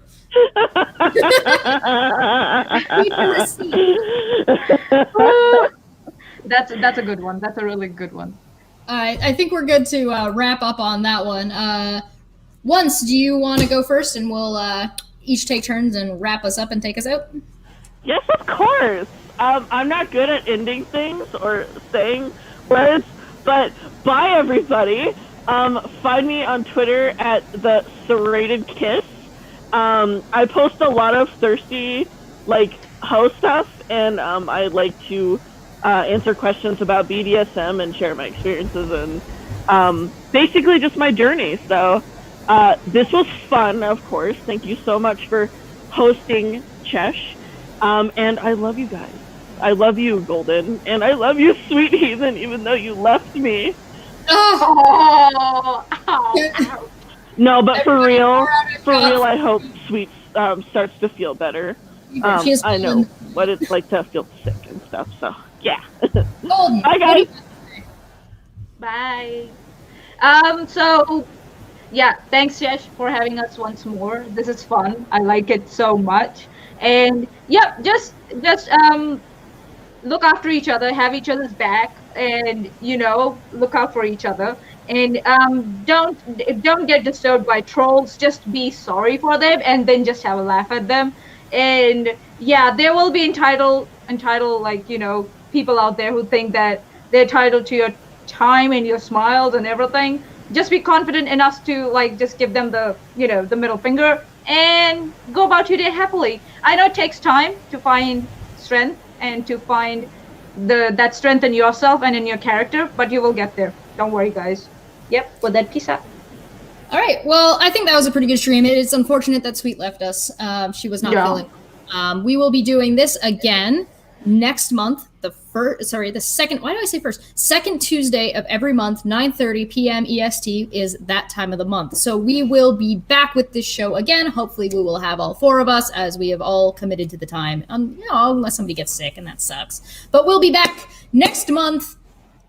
Second Tuesday, 9:30 p.m. EST. Be good to each other. Be confident in each other. I don't even have the patience or the time or the care to even pity trolls. I don't care. I am not an easy person to bully because I just don't give a shit. I have thought way worse things about myself in high school, and I am way more creative than that. That shit's hilarious and just kind of sad. So, if you want to know how to deal with trolls, that's how you deal with them. You laugh at them. You actually pick apart what it is they're saying and how ridiculous it is. And at the end of the day, if you can't do that, Get a friend. Get them all written down. Go out, hang out with a group of friends. I'll hang out and look at the dumb shit people have been sending you. It's a good time. And you don't even necessarily have to do it in public like we do. You can go to the bar. You can take them out. Get a billboard and post them up there and be like, this one's hilarious and that one's funny and that one makes me giggle. I got a handful of them. I got it saved on my phone because I just think they're fucking hilarious. Yeah, or just post them on a Reddit. Just make a Reddit. Post them on a subreddit. That's always good. Yeah, and have a laugh at the responses. Yeah. So we will see you guys all next month for the next That Time of the Month. Second Tuesday of every month, 9:30 p.m. EST, and we will see. I will be back as soon as my graphics card gets here, which should be getting here sometime this week. And I'll be back doing art, and that will usually be on Tuesdays. It'll be the Tuesdays that aren't this show. Oh, that's awesome. At least. So those will be coming up. So we will see you then. Subscribe, like, share, and we will see you guys next time. Bye. Bye, everybody. That's fun.